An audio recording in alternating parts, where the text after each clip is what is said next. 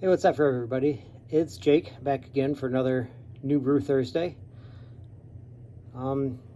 Today we have Northern Nights NTS, whatever NTS is.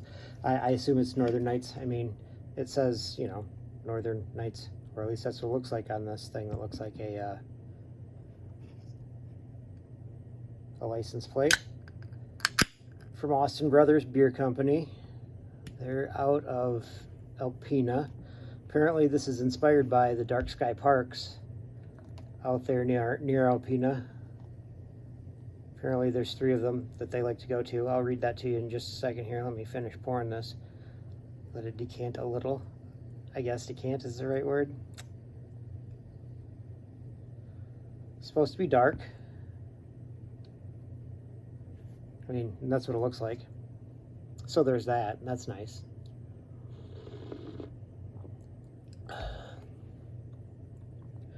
Got a 7% ABV, so it's dark and kind of heavy.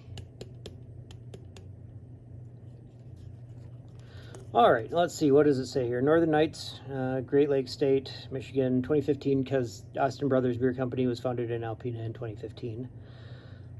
Called a Cascadian Dark Ale. My guess is that there's probably some Cascadian hops in there too, although it doesn't really say that anywhere that I've seen so far. That's really pretty good. I am a fan of dark ales though too, so there's that. Independent craft, good. All right, let's see. Pair this Austin Brothers beer with smoked chicken wings, French onion soup, black and blue burger, roasted redskins, or simply enjoy. I think that's how I'm going to do it. Keep cold and serve at a frosty 45 degrees. I don't think this is at quite 45 degrees, but it's cool. It's been in the fridge, so it might be 45 degrees. It's definitely not colder than that, though. Okay, made in Alpena, Michigan.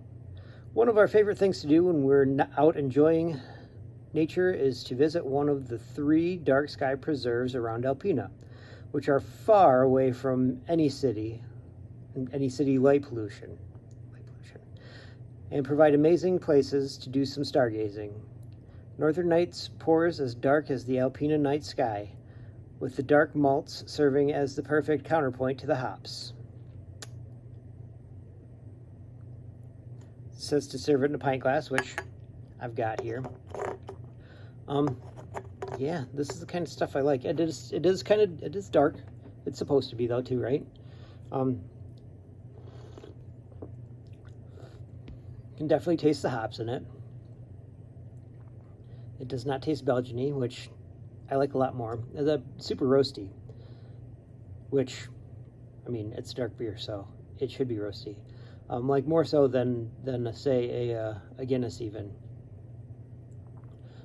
This would probably be pretty good with a shot of Chambord also, much like Guinness. If you ever want to try something interesting, I don't know what it's called, but if you take a shot of Chambord, it comes in it's a raspberry liqueur, comes in a really neat little, the fifth is, it's got a crown on the top, and it's kind of ball-like, I guess. Usually there's a crown on it, like around the outside edge too, which is kind of neat. But shot of Chambord in your Guinness, it's real good. Takes that bitter taste at the end and makes it raspberry. It's nice. So I told you what it's supposed to be like. Roasty and delicious. Kind of reminds me of Guinness a little bit. This one's a little bit more heavy than Guinness though, because it's 7% as opposed to the 5 that Guinness is. It's at even 5 now. I thought I saw it at 4.5 at one point, which is light Guinness. Let's see. What does this remind me of a story? With the Dark Sky Parks, it reminds me of when I was working at a Boy Scout camp, at Boy Scout camp, Camp Rotary, if you must know. And on I was the first year camper director there for a number of years, and it was a blast. I loved doing it, but we'd get out there, and our overnight was the Thursday night. So we'd get out there and make sure all of the scouts went to bed. So everybody go to sleep, and then myself and my people would stay up for a little bit, usually not more than an hour, because, well, at that point you really can't start the campfire until about 10, because that's when it's actually dark. Usually a 10 pallet fire would only take about an hour tops to burn down enough so that you could actually get close to it and burn the marshmallows. Not really burn, but roast some marshmallows. If you're looking to roast marshmallows, a pallet fire is a great way to do that. You let it burn down, and it burns real quick because all that wood's super dry, and it's pretty good stuff to burn. It burns fast. Anyway, it burns down. And okay, so anyway, story. Talking with friends around, well, after the campfire, after we put out the campfire, which is super difficult. The scouts would be entirely confused because we'd have buckets and buckets and buckets of water to take with us over, because it was over a hill that we'd have to go to get to the spot that we'd have this fire set up, which was nice because then they wouldn't mess with it because it's up over the hill. They don't have to be anywhere close to it for the entirety of the time that we're there. So we do that, and then they'd be super confused because they've got to carry all those buckets and buckets and buckets of water, which was nice for us because then we didn't have to carry them. But then also, at the end of the night, we had to dump all of those buckets of water onto the fire, and that was kind of a pain, but it also put the fire out, which is super nice. And I don't know if you guys know this, but walking around on a smoldering campfire, it's a good way to test if it's out, but also can get kind of hot on your feet, especially when there's rocks and stuff in there, because there were rocks and stuff in the fire pit that we had. You dig it out every once in a while, but it was a gravel pit, so there's still rocks.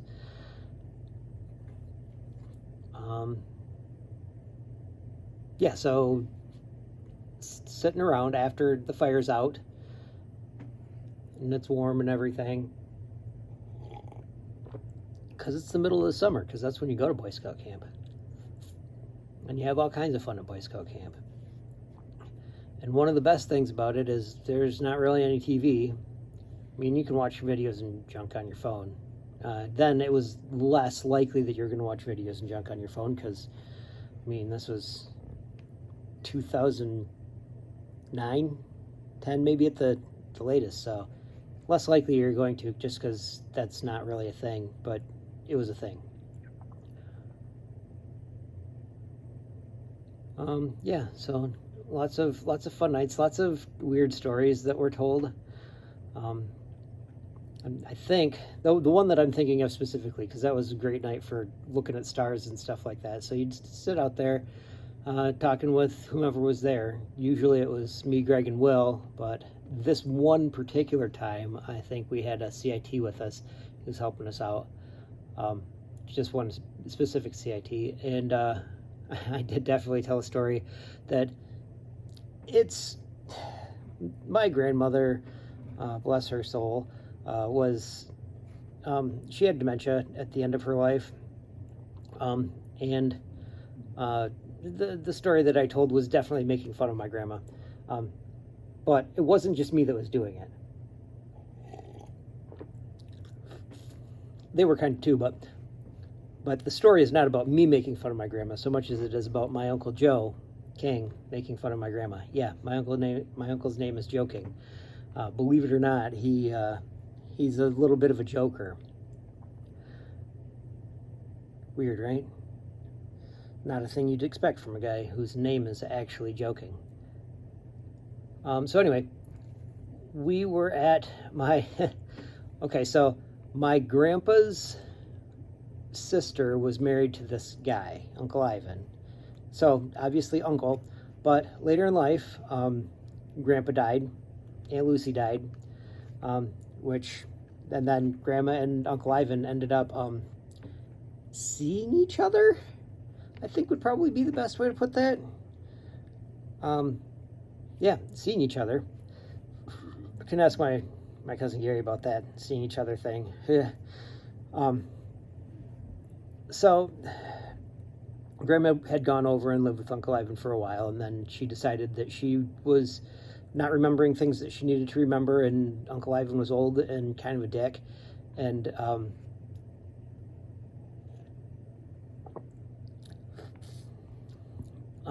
so she came back to live with my family, my parents, well, over next door here. Yeah, so the story is mostly about when Uncle Ivan died. We went to the funeral. We've been to the funeral home a bunch of times. Grandma had too, because that's where, on that side of the family, that's where you went to funerals, like every time.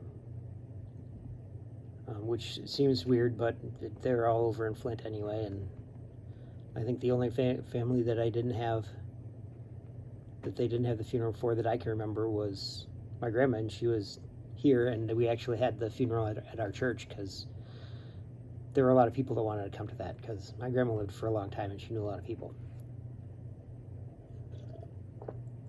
Anyway, sitting around with Grandma's family, my mom and her brothers and sister, and talking, and Grandma's there. Oh, when can we leave? When can we leave? And, you know, we'll leave when so-and-so gets here and you've gotten a chance to talk to her. I think it was my aunt. So, you know, we take her up there and up to the body, and, oh no, Ivan, I can't believe you're gone. It was really super sad the first time I heard it. Take her back, sit her down, calm her down, back to the casket, because, you know, open casket, and everybody's doing a visitation thing.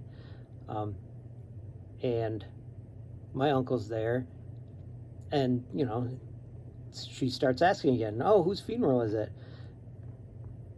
And so the other uncle says whose it is. Oh no, Ivan, no, oh God, no.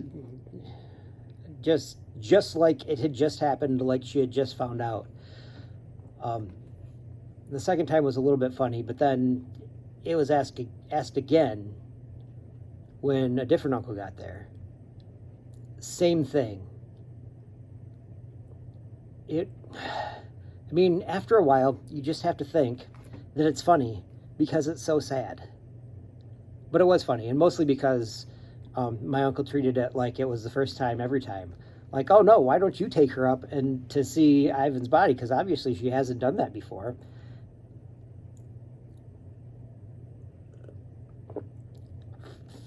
And with an uncle whose name is Joe King, he would take him over and laugh, or have them take Grandma up and sit back where we were sitting and just laugh, because every time, it happened at least 3 times while he was sitting there, and it happened another time before that. And well, I have a dark sense of humor, much like my uncle, and everything is funny. It has to be. If it's not funny, then life is depressing. So it's funny.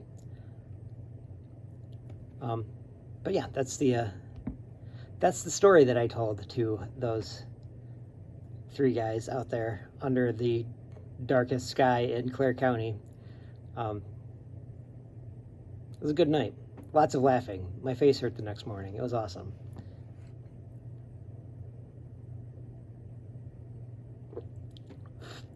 Well, that's all of that.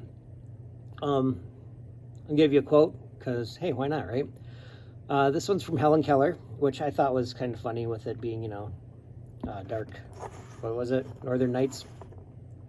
All dark and whatnot.